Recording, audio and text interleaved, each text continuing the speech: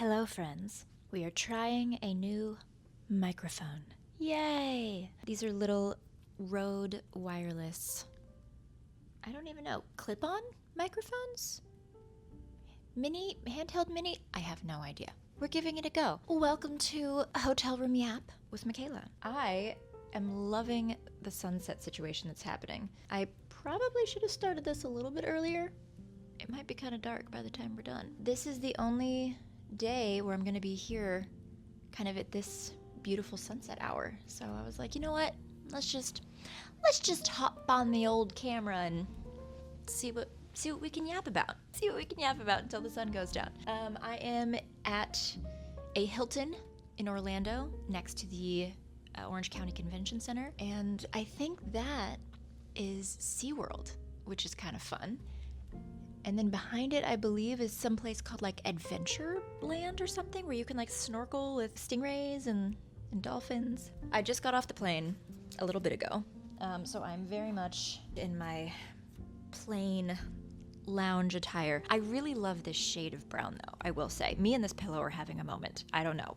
I'm not sure what I'm supposed to do with you, but I love this layered tank top, crop top situation. So many things to talk about, but I think I want to yap about navigating your grandparents getting older. Now, if your grandparents have already passed, my heart goes out to you. If, maybe you don't have a relationship with your grandparents, there's all sorts of different dynamics, but I do feel like there's a difference between like you recognizing your parents getting older, or recognizing your siblings getting older, as opposed to your grandparents, and then navigating how to have like a healthy and good relationship with them. As somebody, personally, I feel this way, as somebody who has kind of such a different lifestyle than them, like just the generational difference feels so wide, with technology, with what I do for work, with how people dress now, hairstyles, skincare, diet. I mean, so many things feel so different that sometimes it can feel a little ostracizing. So, ostracizing? Words are sounding weird to me right now. Anyway, so, I kind of wanted to talk about, I don't know where you guys are coming from. I'm very, very grateful, but my grandparents have been in my life forever. They are still alive. I'm been pretty close with them over the years. Growing up, of course, when I was younger, I would go over and stay at their house before I moved to LA. And so we have a pretty good relationship. But I've noticed in the past 5 years or so, basically as I've approached 30, I left college and started living on my own and started really kind of becoming Michaela as I exist today. There are just some things that are really hard to talk to them about, because we just think differently. And I think that there's some recognition on their part, which I do appreciate, that there is a difference, and they've tried to grow and shift a little bit as well. I would say technologically anyway, my grandma's pretty ahead of the curve. She got an iMac pretty early on when they came out. She has an iPad that she FaceTimes from and messages me from, and she has a flip phone.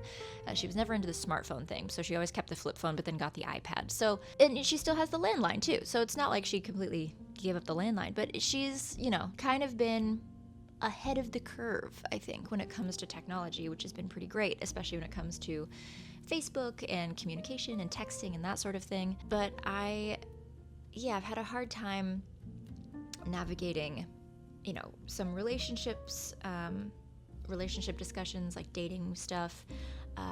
Politics has been a little touchy. Some fashion choices, some hairstyle choices, and I don't know. I think I really try to be as honest and open as I can be, without frightening them, if that makes sense. Because I feel like there are some things, like when I lived in Manhattan, they would probably lose their marbles if I told them some of the things that had happened when I was out with friends or out at a dinner, the things that I witnessed or that friends of mine did or that I did. I mean, I've just been kind of torn on how to best communicate and connect without feeling like I'm going to be judged. And I don't know if that's a generational thing. I don't know if that's just dependent on how somebody was raised. My family is very Christian. I was born kind of with Christian values, going to church. I went to church camp. I got baptized in, I think, middle school. Or was I younger? Maybe it was elementary school. And then I did confirmation in middle school. I think so. So I don't know, but I do know that, like, for me anyway, I want family to be like who you trust the most. I think it's so interesting that America, and I don't know, I'm yapping. This is why it's Hotel Room Yap. So some of these things might be wrong, some of these things might be right. Okay, just yap with me for a second, okay? I always think it's interesting how America's so concentrated on like you making your own way and making your own money and getting your own house and getting your own car and having your own blah blah blah, and it's like starting from zero every generation. Do you know how hard it is to build wealth? Very tricky. So I think it's odd that it's like, okay, you're 18 or you're 20, kick you out of the house. Ooh, you're a bum if you stay at home. Go spend all your money elsewhere. Go rent somewhere else and give somebody else your income. Don't stay home and conserve it and keep it in the family. No, you must learn how to stand on your own 2 feet. So, 2 things here. I feel like we've kind of digressed away from the grandparent thing, but you know what? That's the point of Hotel Room Yap. We're just gonna yap, and it will take us where it takes us. But 2 things to that. 1, that's assuming that if somebody stays home, they're not actually helpful. Whose fault is that? The parents. If somebody is living at home, but actually helping at home, where's the fault in that? No problem, no issue. So it's either that, or you're, not recognizing that you're kind of forcing your kid to waste their money, lose their money. Why? And I mean, maybe the parents are sick of you. Maybe they want their own space. Okay, that's valid. But I feel like a lot of, if you want to talk about real wealth, royalty, they kind of keep it all in one plate. Nobody's going off and like, I mean, some people do this, but nobody's going off like forcing their children to be like, you must get your own castle and your own jewels and your own clothing. You have to start over. No, you keep the family history kind of passing down. You have the family jewels, the family crest, the family etc., the family country home, whatever, and you keep all of that in the family. So something that I have thought, looping a little bit back to what we were just saying, is that family is who you should trust most. We should be investing in each other. We should be listening to each other. All of our deepest, darkest, like freak out moment secrets should be shared with each other. Not random people out in the world, not like other friends or, I mean, therapy, yes, it helps because it's kind of neutral, but therapists aren't also, they don't know you as long. They can be practiced and professional in figuring out your, mental state, your surroundings, influences, all of that, but they have not known you for your entire life like your family has. And so I just have this dream of like, I'm hoping I can be this for my kids too. Just full trust. Just if you have an issue, call me. You need me to pick you up? I don't care if you're in a ditch in Spain, whatever. I will come pick you up and then we can talk about how you got there and prevent it from happening again. But I don't want my kids to be scared of me. But see, there's the fine line too of like instilling responsibility and taking care of yourself, but also knowing that like you can always come home. I've got you. And that's something I feel like maybe Gen X in general doesn't really offer to their like millennial children / millennial, I can't speak English today. Millennial I should just give up. I should just stop the episode right now. It should just be over. Millennial grandchildren / Gen Z grandchildren. It's kind of like you have to prove that you can work really hard and like struggle and then you like might get rewarded. I don't know if I like that. I like a lot of people live with their parents in Europe for a while, if not forever. Like, if there's room, why not? Why not? Okay, so all this to say, with my grandparents, I have been trying to kind of cultivate that relationship the way that I'm hoping to do with my kids in kind of reverse, right? Because I feel like their parents, similar thing, kind of cold, like my great-grandpa wasn't the nicest to my grandpa, and he was he had like his favorites a little bit. And it's like, okay, well, that's valid. But also, some things were like kind of messed up. And there was definitely a lot of patriarchal expectations instilled, and like for a lot of the ladies from where I'm from, there's a lot of judgment if you like do 2 or 3 things not exactly the right way or whatever. When it's like, if you judge somebody for being a certain way, that is technically sinning. If you wanna return back to the Bible, my friends, I believe Jesus was actually extra kind to the confused, the lost, the downtrodden, the promiscuous, the disabled. So yeah, and all sins are equal. May I remind you, once again, returning to the text, my friends, all sins are equal. So if you tell a little white lie or murder someone, they are the same. Maybe not the same in impact.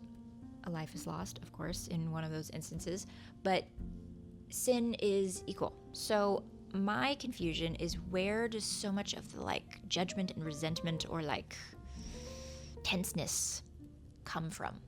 Where did that come from? And my grandparents have gotten a lot more chill, and I think I've done a decently good job at bringing my world to them, sharing with them, being proud of what I've done. And if I, share a snippet from a story or a moment that maybe like I can tell my grandma's getting a little like, ooh, antsy about or something, I stand still in it. It happened. There's nothing wrong with anything I have done.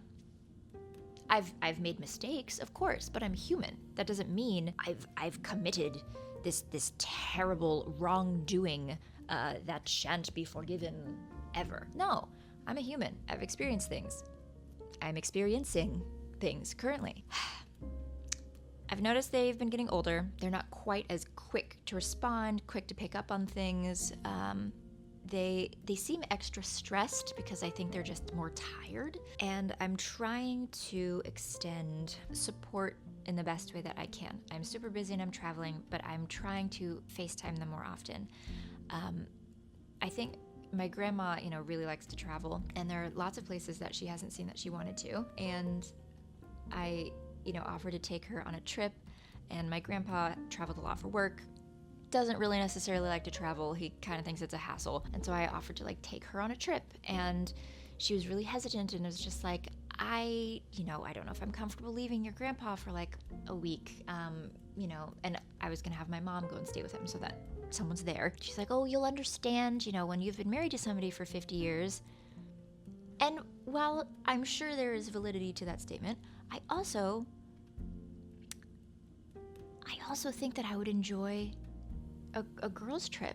I think I would. I think we're wired differently, and I think learning how to navigate being in a good relationship with family members who are just wired differently than you is healthy, worth it if, as long as there's not abuse happening, but definitely effort. And I think we've chatted a little bit about this trip, and I think I'm not trying to like force her, but I do think it would be really nice for both of them to have a little bit of a break. They've been doing lots of physical therapy and doctor's appointments and taking of vitamins and adjusting their diet, and just it's a lot of maintenance at their age. And I'm like, hey, why don't you let me do something fun? And if it doesn't sound fun, then maybe we don't do it. So like, I'm trying to also figure out if me offering to do something nice is making me feel better versus making her feel better. It's tricky.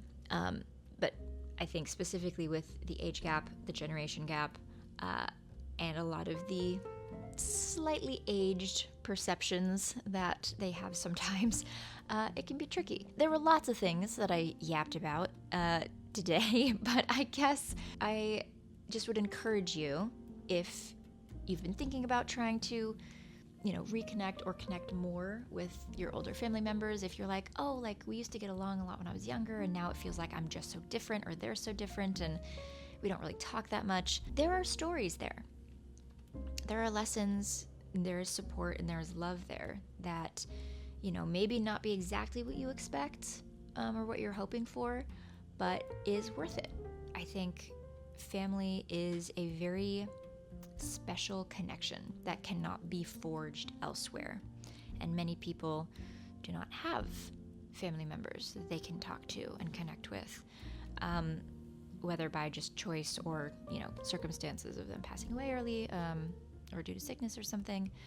I think if they exist in your life in a relatively healthy capacity, it's worth maybe trying to connect. I reached out during the 2020 election. That was met with some resistance. And that's something I might try to be a little more comfortable with too. If we're so comfortable talking about perspectives and, you want your perspective to be okay and talked about and supported, we have a tangle, then hopefully mine can be too. It's been an interesting political climate. There's a lot, climate? Again, the English, crazy. Interesting political climate the last, for a while. There's a lot of conflicting information. I don't know, it's tricky. But one thing that I do definitely think is the takeaway is watching your grandparents get older, you really do realize in a new light from like your parents, your siblings, like I said, which maybe we'll get into a different time. They're really doing life for the first time too. I think I've noticed like my grandparents scared for the first time, kind of noticing their mortality, noticing their body changing, it not cooperating as easily as it used to. Yeah, and kind of watching them process that and figure it out and talk about, their will or their trust in what they're supposed to do, and then like family members start yapping about things and they're kind of stressed about it because they're like trying to make the right decision, all this stuff. They're just doing the best they can as well and living life for the first time. And kind of in a similar way that depending on, how it was when you were a kid, but I really enjoyed Christmases and summers with my grandparents. My grandma very much made all the meals. She had a little summer garden. She would grow fresh tomatoes and green beans and just super, super yummy things. And my grandpa always like carried around like gold dollars in his pockets and would like hand them out. And anytime there was a gumball machine, like we would do, get a gumball, and I would try to get a blue one, and, early morning donuts from Lawns. It just like little things that helped build you. Maybe now that you're more grown, you can kind of return some of those pieces and help them feel more safe. I'm very grateful to be alive and healthy, and I can only project what life will feel like when I am 80 plus years old, but I can't imagine it would feel scary feeling your body change into not as strong as it was, not the same as it was, and noticing that like you lived a long time, and maybe that time is coming to an end soon. Not to be dark, but just it's life. We're all mortal, and I think we have a very interesting relationship with mortality, especially with our emphasis on youth in Hollywood in America. So I don't know, just kind of yapping about grandparents and family structure stuff, and hopefully this has been interesting for you to listen to, and maybe you can use this to reflect on your own circumstances, and if you want to reach out to anybody, or maybe just think about what you want to do in the future. If you want to have kids, how you maybe want to set up your family vibe, your dynamic, or your dynamic with your partner or your partner's parents. And yeah, I'm really liking this cute little microphone. It's a little bigger than, the microphone on the earbuds, the Apple earbuds, but I think the sound quality is nicer. Testing. ASMR. Fluffy. We are still on The Creative Act, A Way of Being by Rick Rubin. I was supposed to technically finish this like a few days ago, but I didn't, so we're still gonna pull from it today. I can probably finish it this weekend. I'll be a couple days behind schedule. That's alright. Alright. Let us pick our phrase. Oh. I kind of want to pick a new page, which is no, I'll just stick with this one. This is like a transition page, though. Okay, it's fine. I'll read it. It's not really relevant to what we talked about today, but that's okay. We are dealing in a magic realm. Nobody knows why or how it works. I mean, maybe, yeah, I don't know, maybe just reflective on, like, the universe / reality? I would say it's, yeah, I mean, a magic realm, kind of the scope of the universe and, like, what time is and reality. Sure. Nobody knows why or how it works. Maybe I can take away the fact that, we don't have all the answers. So maybe we should stop trying to just force our own perception of the answers on everyone else or on ourselves even, and just love and support each other the best that we can. It's probably going to be the takeaway for a lot of the videos that we talk about on here. That last sentence didn't make sense. I think it's time for dinner. Okay. Thanks for tuning in, and I will see you guys next time. Bye.